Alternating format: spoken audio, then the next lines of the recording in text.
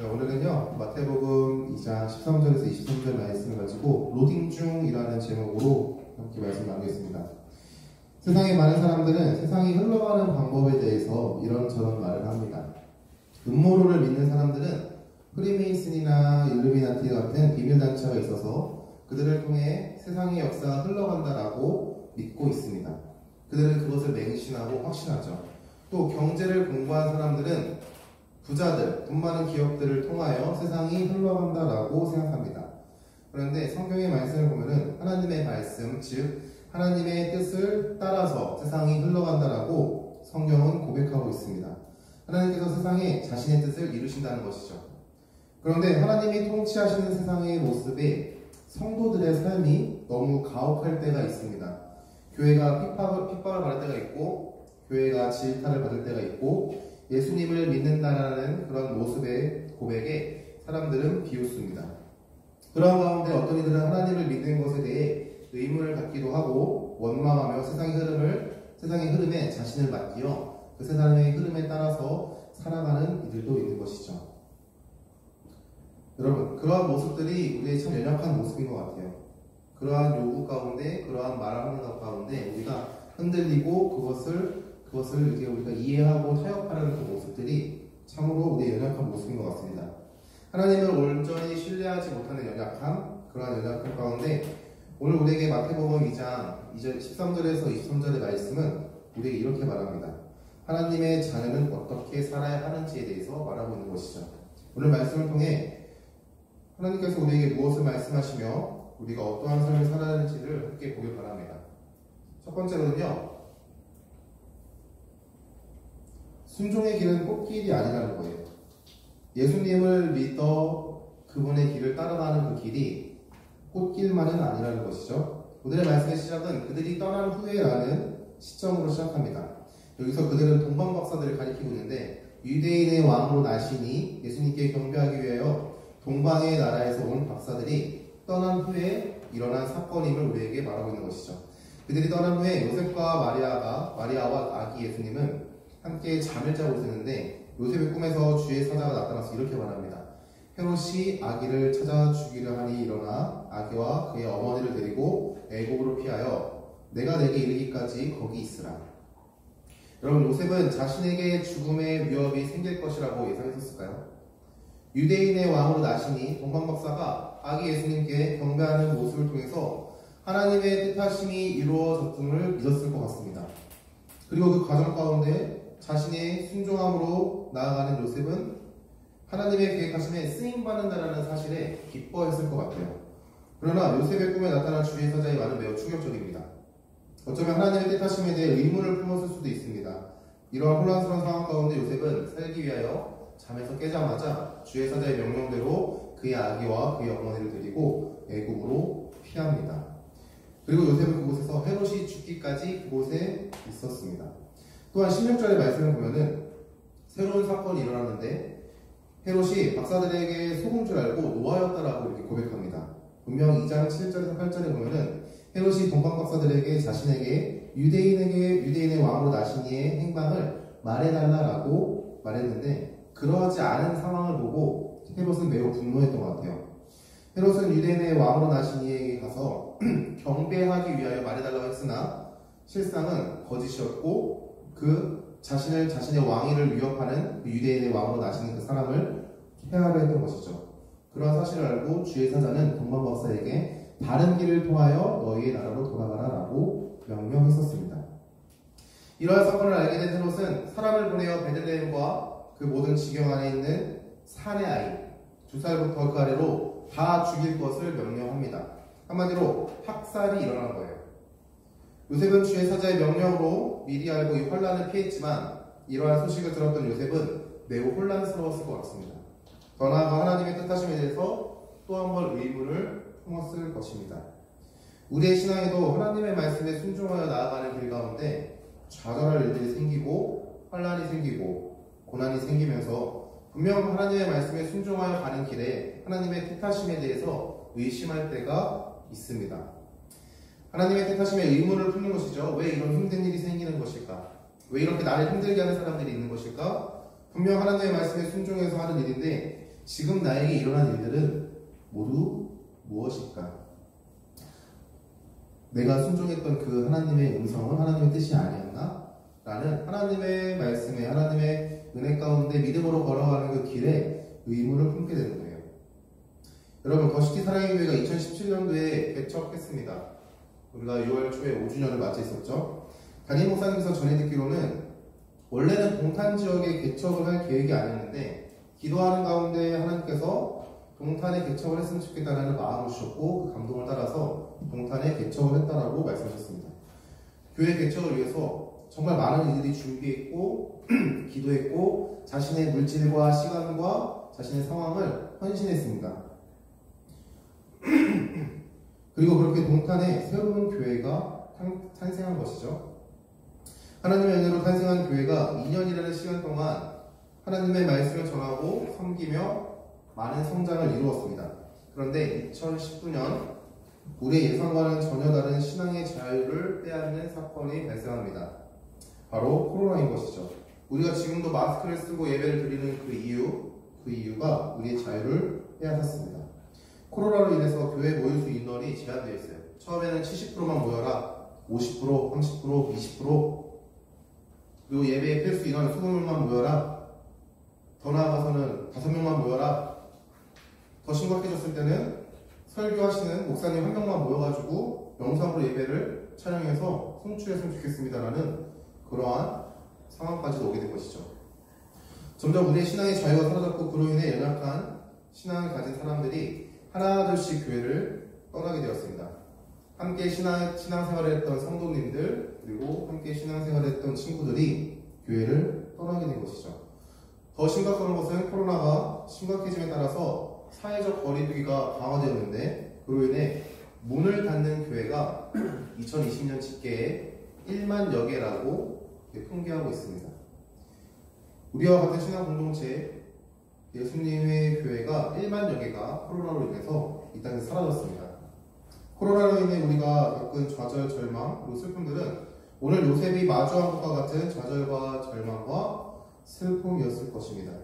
하나님의 말씀에 순종함으로 나아갔을 때 찾아온 생각하지도 못한 그런 상황인 것이죠. 그러나 오늘의 말씀을 보면은 3번 우리에게 말하는 것이 있는데 그것은 말씀하신 바를 이루려 하심이라 라는 것입니다.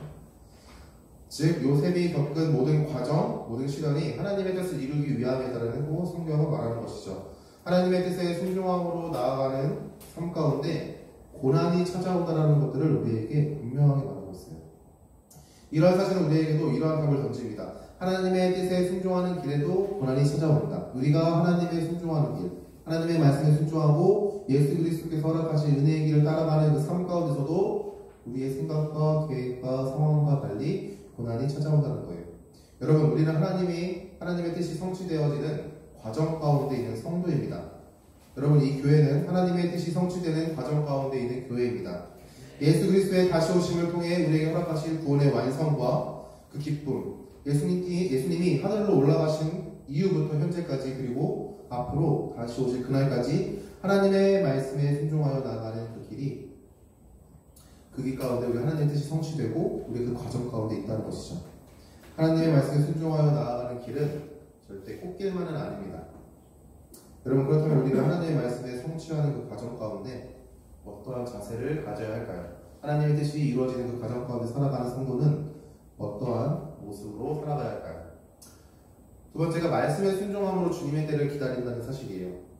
여러분, 하나님의 말씀에 순종함으로 나아가는 길은 꽃길이 절대 아닙니다. 그렇다면 우리는 그 말씀에 순종하며 나아가는 그 길에 발생하는 문제들, 상황들 앞에 더욱 하나님의 말씀에 순종함으로 하나님의 때를 기다릴 줄 알아야 합니다.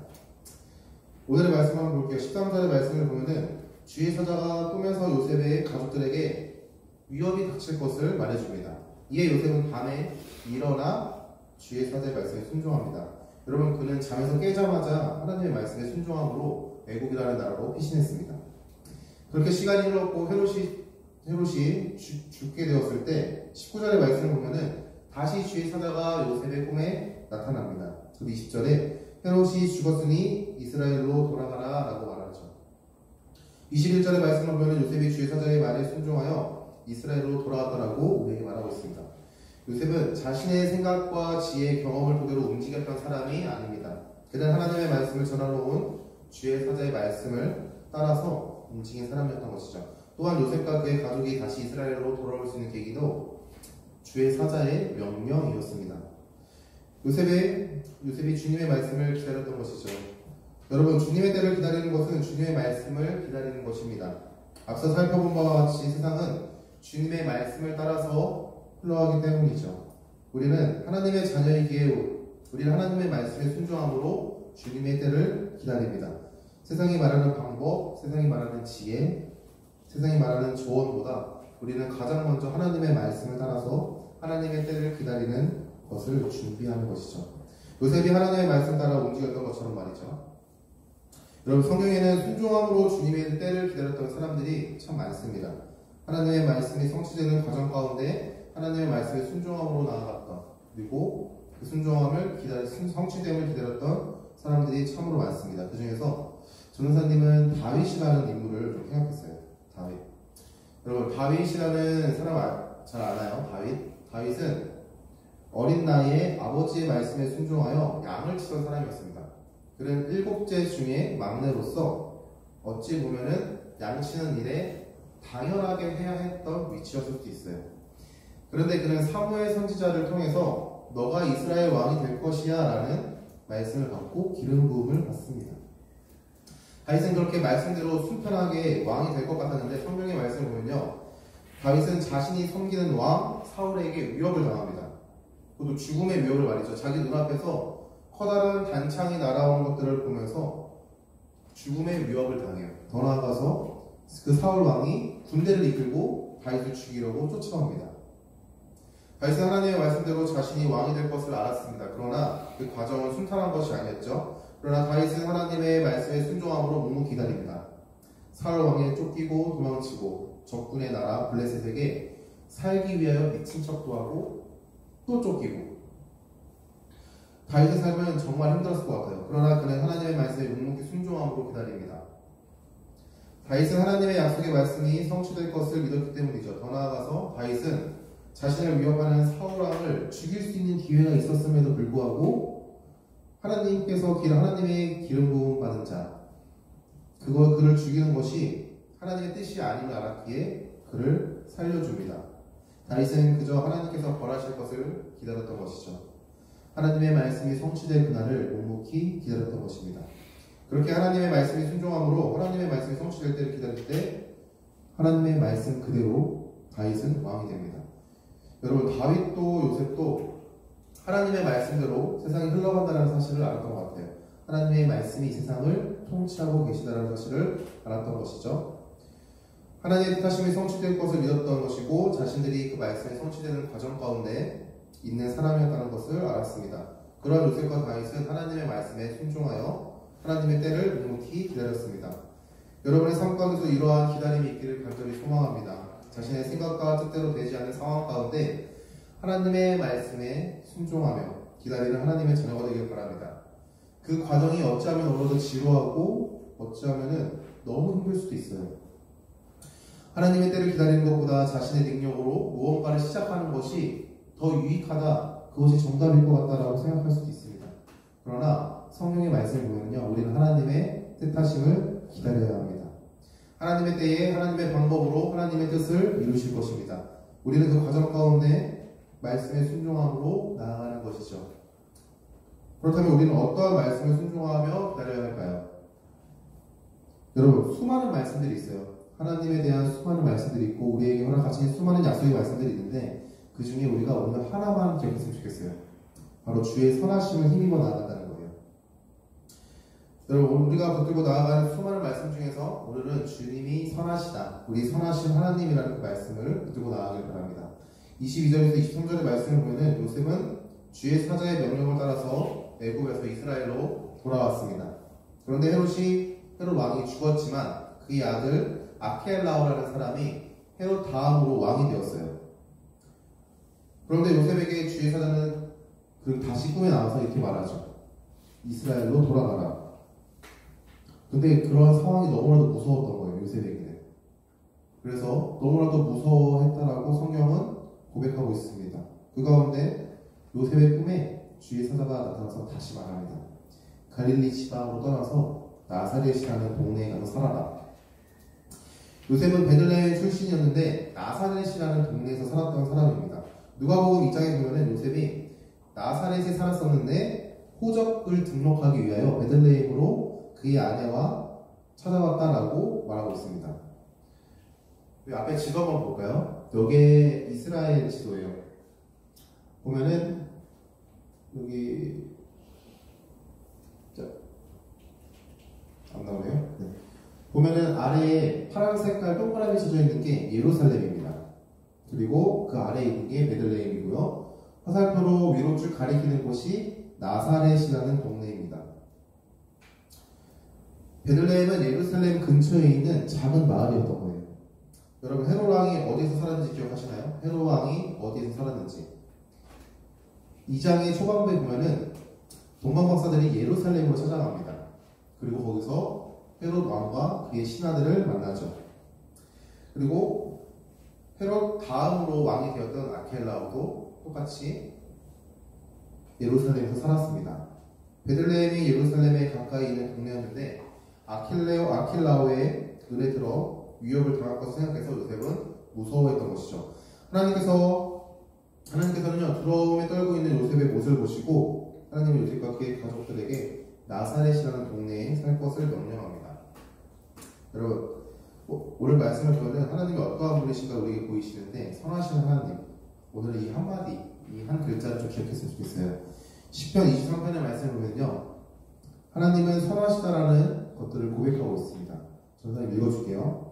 여호와는 나의 목자시니 내게 부족함이 없으리로다. 그가 나를 푸른 풀밭에 누이시며 쉴만한 물가로 인도하시는도다.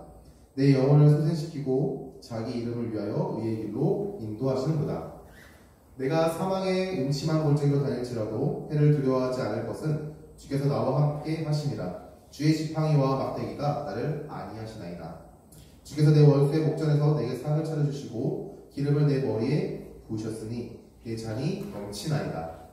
내 평생의 선하심과 인자하심이 반드시 나를 따르리니 내가 여호와의 집에 영원히 살리로다. 시편 23편은 다윗이라는 사람의 고백이 담겨있는 시입니다. 다윗의 고백인 것이죠. 앞서 말한 바와 같이 다윗은 자신이 왕이 된다는 하나님의 말씀을 믿은 사람이었어요. 그의 삶이 왕으로 선택된 사람들과 달리 쫓기는 삶이었고 도망치는 삶이었고 절망과 고난과 환난이 가득한 삶이었지만 그는 자신의 평생의 삶 가운데 주의 선하심과 인자하심이 반드시 자신을 따른다라고 고백합니다. 다윗의 고백은 하나님의 선하심을 향한 믿음의 고백이요 선포였던 것이죠. 여러분, 하나님은 우리가 세상을 살아갈 때 하나님의 뜻이 이루어지는 과정, 그 과정 가운데 하나님의 자녀로 우리를 부르셨는데 우리에게 닥쳐오는 절망과 좌절과 슬픔, 생각할수록 이해할 수 없는 그런 상황 가운데서 우리 하나님께서는 우리를 홀로 버려두시지 않으시고 홀로 내버려두시지 않는다는 거예요. 언제나 그 가운데서도 우리와 함께하고 계신다는 것이죠. 그리고 우리를 보호하시고 인도하십니다.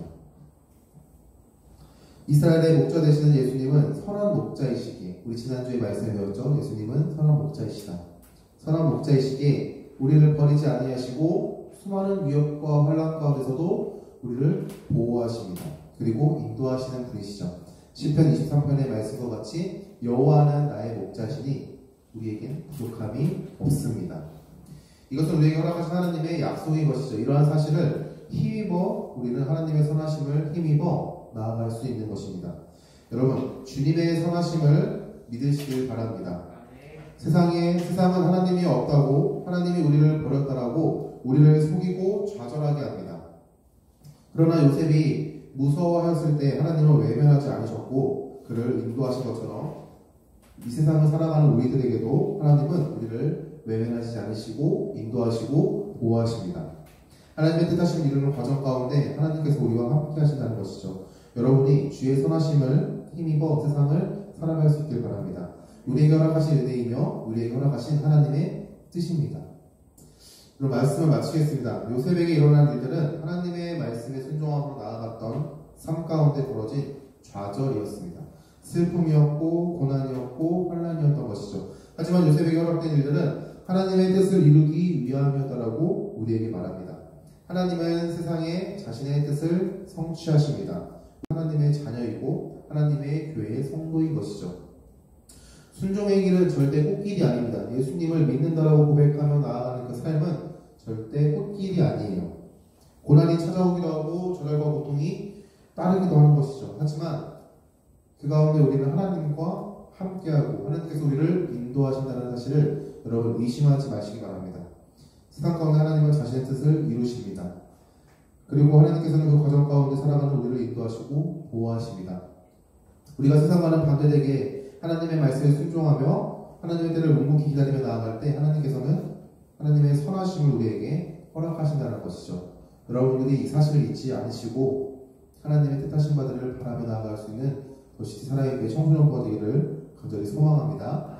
우리 이 시간 함께 찬양하고 함께 주께 기도하겠습니다.